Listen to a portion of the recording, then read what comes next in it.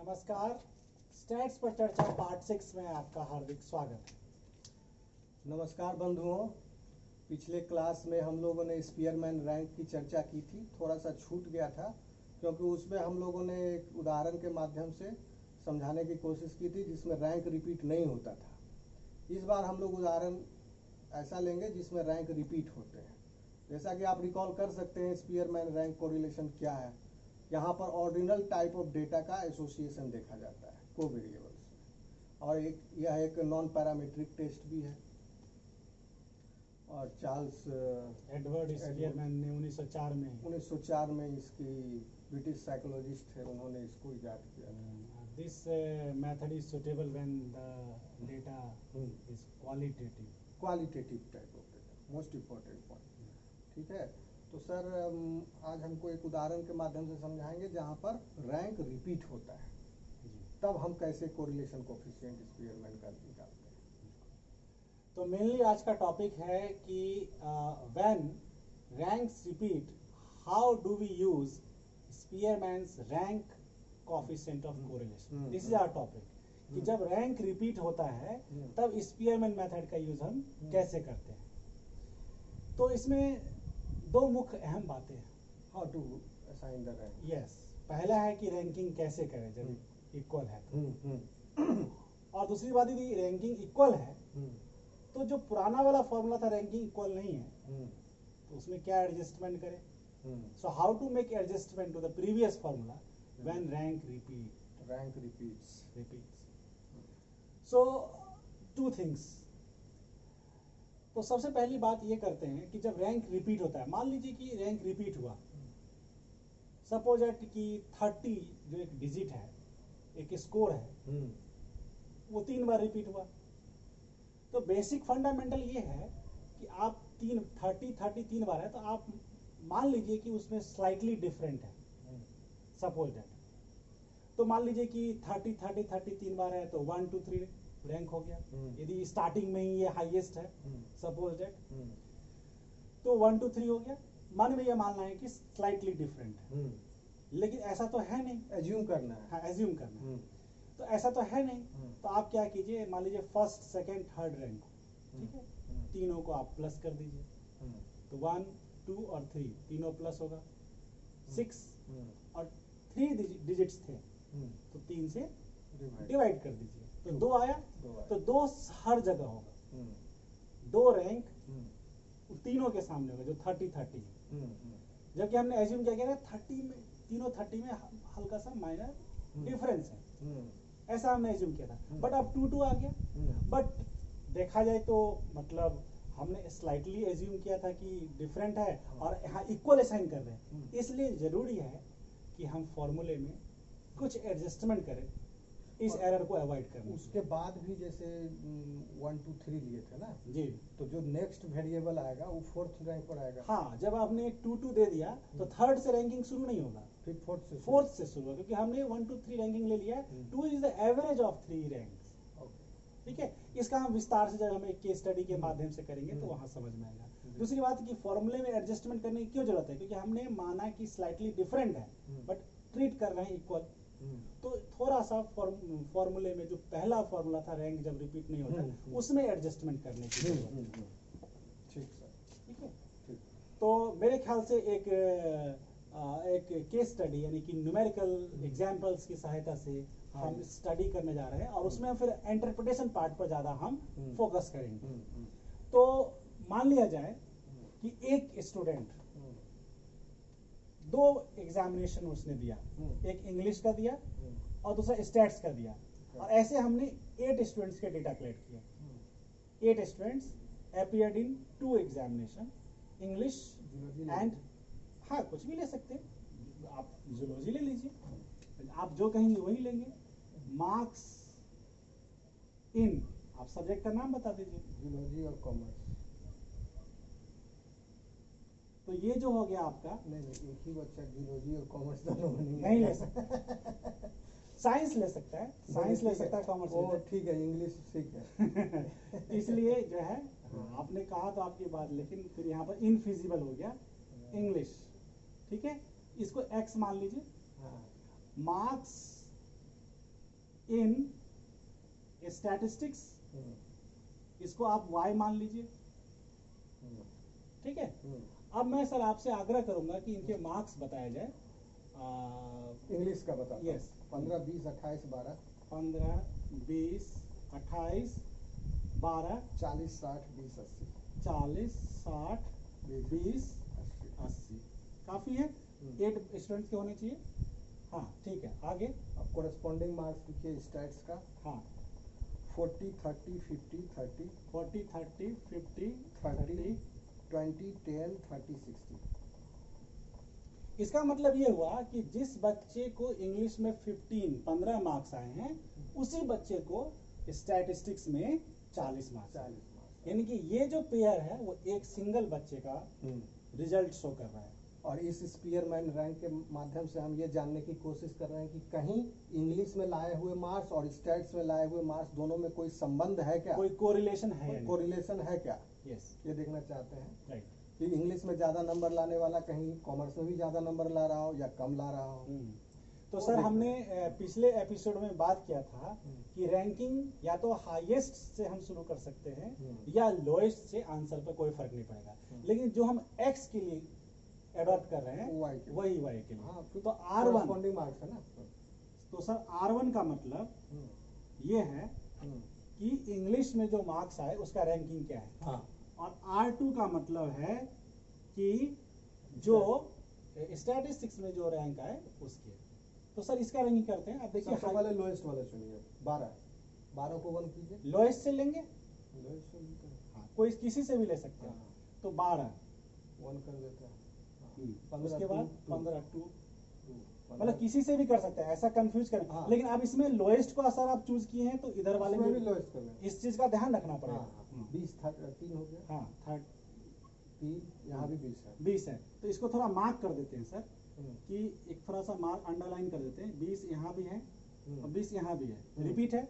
हमने बताया था कि आप मान लीजिए, एज्यूम कर लीजिए कि स्लाइटली डिफरेंट है, तो इसका नंबर कितने पर आ रहा है, 3 पर।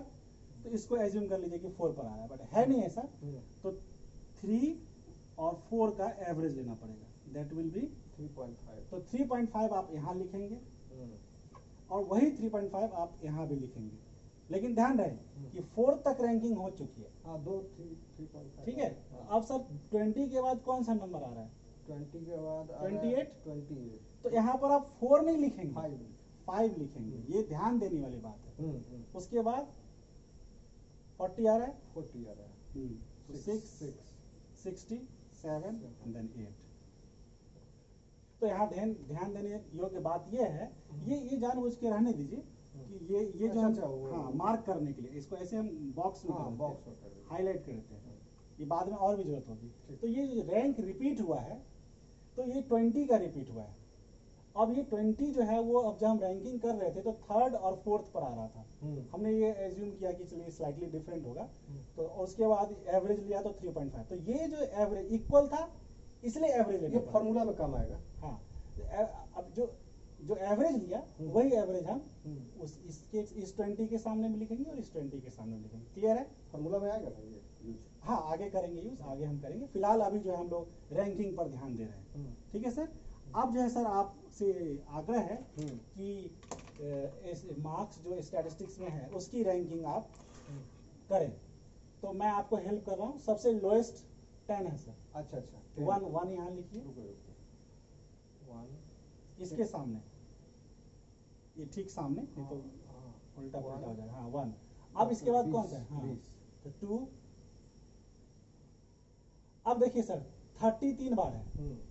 एक ये है, एक ये है, ये है। तो 2 के बाद कितने पर रैंकिंग आना चाहिए था? 3 4 5 3 4 5 3 हो गया।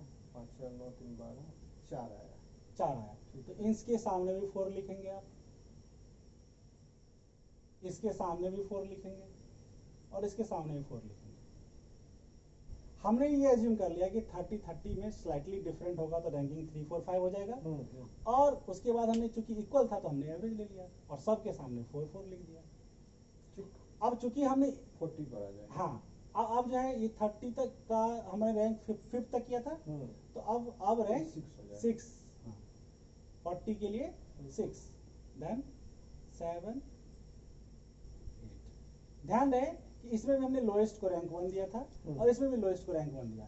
यदि हम हाईएस्ट को इसमें रैंक 1 देते तो इसमें भी हाईएस्ट को रैंक 1 देते, आंसर में फर्क नहीं आएगा, interpretation will not be different. ठीक है, इसके बाद हमारा अगला स्टेप है D. D is difference of R1 and R2, difference of rank, and then D square, and we have to calculate sigma D square and sigma D for cross check.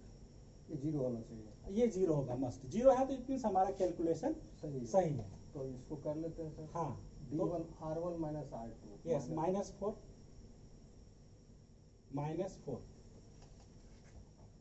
-4 यहाँ -0.5, हाँ,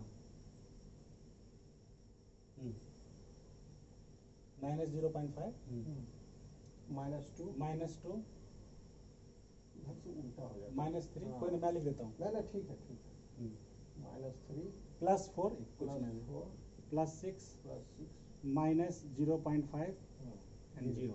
अब देख लीजिए सर, एक बार cross check करके कि 0 आ रहे हैं। 4 ये कैंसिल हो गया, यस, 0.5 और 0.5 भी कैंसिल हो गए कैंसिल हो गया, जी, और 6 बचा है। अच्छा कोई नहीं, जोड़ लेते हैं, 4.5 4.5 6.5 9.5 9.5 माइनस है, 10 माइनस है और 10 प्लस है, हो गया, करेक्ट है। जी। This is for cross checking of our calculation. Calculation. यदि यही 0 नहीं आ रहा है, इट मीन्स हमने रैंक कहीं गड़बड़। अब स्क्वायर करना है सर। स्क्वायर करते हैं। तो इस प्लस माइनस का आप ध्यान रखने की जरूरत नहीं है। 16 0.25 0.25 0.225 नहीं 25 ओनली 25 25 हाँ 0.25 4 9 16 36 0.25 and 0. Totaling is 81.5. You may cross check it also. 81.5 81.5। ठीक है सर। अब हम फॉर्मूले का यूज करते हैं। अब फॉर्मूले का यूज करते हैं। तो formula rank coefficient of correlation ऊपर कर सकते हैं। हाँ, इसको तो अभी जरूरत नहीं है, इसको उठा देते हैं, यहाँ से कर लेते हैं।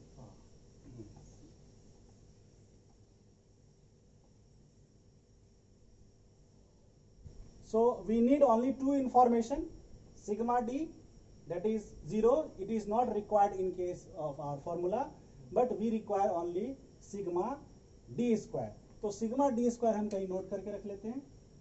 sigma d square is 81.5। इसके अलावा हमें कोई इंफॉर्मेशन की जरूरत नहीं है, इसे हम रब कर सकते हैं, इरेज कर सकते हैं। अब जो है, अब हम फॉर्मूले का यूज करेंगे। आर एस सबस्क्रिप्ट में Spearman coefficient of correlation is equal to 1 minus 6 sigma D square. अब एडजस्टमेंट फैक्टर की बात आ रही है। Adjustment factor is 1/12 M cube minus M. ये जो फैक्टर है 20 रिपीट कर रहा था उसके लिए, और 20 हमारे क्वेश्चन में 2 बार रिपीट कर रहा था। एक और टर्म था जो रिपीट कर रहा था 30, तो उसके लिए adjustment factor 1/12 M cube minus M. कोई और भी रिपीट कर रहा होता तो हम इसी तरह से एडजस्टमेंट फैक्टर बढ़ा रहे थे। लेकिन 30 जो है 3 बार किया है, तो कितनी बार रिपीट किया वो एम है। हाँ, ये 20 के लिए है, ये 30 के लिए है, लेकिन 20 2 बार रिपीट किया तो एम हो जाएगा 2, और 30 3 बार रिपीट किया तो एम हो जाएगा 3। यदि मान लीजिए कोई 50 कोई नंबर होता है, रिपीटिंग फ्रीक्वेंसी है, हाँ हाँ, हाँ, number of times an item repeat M है, लेकिन ये 20 जो रिपीट किया था उसके लिए है, ये 30 जो रिपीट किया था उसके लिए, लेकिन 20 2 बार रिपीट किया तो यहाँ पर 2। तो 22 वर्षा Yes. समझ ले, जब 2 लगाएंगे तब वो 20 के हो जाएगा, 30 ठीक है। नीचे डिनोमिनेटर में एन क्यूब माइनस एन। तो आप देखिए पिछले क्लास से जो फॉर्मूला है कहाँ कहाँ सेम है, ये चेंज नहीं हुआ है, ये भी चेंज नहीं हुआ है, ये भी चेंज नहीं हुआ है, ये भी चेंज नहीं हुआ है, ओनली द एडजस्टमेंट फैक्टर है। एडजस्टमेंट, ठीक है। 1 minus 6 sigma D square 81.5 81.5 Plus 1/12। 12 अब m यानी कि ये 2 दो बार रिपीट था, 20 दो बार 20 2 का क्यूब। Cube minus 2। अब ये जो अगला टर्म है 30 के लिए, तो 30 जो है वो 3 बार रिपीट था, तो 1/12 3 का क्यूब, क्योंकि 30 3 बार रिपीट था, minus 3 bracket close and then middle bracket close upon जो हमारे पास नंबर ऑफ पेयर थे, n क्या है, नंबर ऑफ पेयर 8 था। तो 8 का क्यूब, 8 का क्यूब 512 होता है, 1 माइनस 6 81.5। इसका सर ओरल कैलकुलेशन तो बहुत आसान होगा, 2 का क्यूब 8 माइनस 2 6/12 0.5 3 का cube 27 minus 3 24 divide by 12 that is 2। मैं लिख देता हूँ 2। 8 का क्यूब 512 माइनस 8 504। यस। अब जो है 1 माइनस 6 इंटू 82 और प्लस 84 ये दोनों मिला के 82 और plus 84 divide by 504 is equal to 1 minus, इन दोनों को मल्टीप्लाई करना है, 6 4 जाए 24 carry forward 2 and then 504 484 no 504 4 6 जा 24 कैरी फॉरवर्ड 2 6 8 6 जा 48 plus 2 50 divide by cancel out, so 1 minus 1 that is equal to 0. The conclusion is no correlation. ये 0 जो है वो No है correlation. R स्क्वायर, R भी है तो R R स्क्वायर अगर 0 हो गया तो R वही है। स्क्वायर भी 0 बिल्कुल। R स्क्वायर भी जो यानी strength is also 0, Degree is also 0 there is no direction and there is no also. direction. But sir बात करते हैं, ये हम कैलकुलेशन करते हैं और हमारा आंसर प्लस में आता तो क्या होता है, उसका इंटरप्रिटेशन क्या होगा, और माइनस में आता तो हमारा इंटरप्रिटेशन क्या होगा, हम उसकी बात करते हैं सर। यदि आंसर हमारा प्लस में आता तो इसका मतलब जो बच्चा इंग्लिश में अच्छा पढ़ने में है वो स्टैटिस्टिक्स में भी अच्छा पढ़ने में है। अच्छा पढ़ेगा। यदि आंसर प्लस में आता तो हाँ, यदि ज्यादा प्लस में हायर वैल्यू आता तो मतलब दोनों में ज्यादा अच्छा है, पढ़ने वाला विद्यार्थी हर पेपर में अच्छा कर रहा है। बिल्कुल। लेकिन मान लिया जाए कि हमारा आंसर नेगेटिव आता, आर नेगेटिव होता, -0.2 या 0.8 माइनस में होता, तो इसका मतलब नेगेटिव कोरिलेशन है। इसका मतलब जो बच्चा इंग्लिश में जितना स्ट्रांग है पढ़ने में, स्टैटिस्टिक्स में उतना ही वीक है, या उल्टा जो बच्चा स्टैटिस्टिक्स में अच्छा है हो सकता है कि इंग्लिश में वीक हो। ऐसा होता है, किसी का न्यूमेरिकल अच्छा होता है, किसी का थ्योरी खराब होता है। लेकिन यहाँ पर 0 है आंसर। इसका मतलब कि इंग्लिश के मार्क्स और स्टैटिस्टिक्स के मार्क्स दोनों में कोई रिलेशन नहीं है इस केस में, इस केस में, और कहीं भी नहीं। यस। इसी केस में जो एग्जांपल है जिसमें मार्क्स जो हम बट आंसर तो हमेशा 0 नहीं आएगा, प्लस में आता तो प्लस में यदि आता तो हम ये कह सकते थे कि बच्चा दोनों में पढ़ने में या तो वीक है या तो तो सिर्फ अगर इसमें एक वैल्यू बदल देंगे ना तो प्लस में आंसर आ जाएगा। वो तो दैट इज वो तो 60 को डेटा यहाँ मैनिपुलेशन की बात हो गई। नहीं, मैंने ये भी तो आर्टिफिशियल ठीक है। डेटा ही है ना।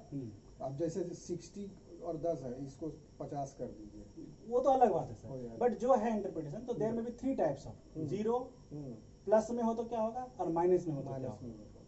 तो minus indicates negative correlation, plus indicates positive correlation between the two variables, and 0 here no correlation.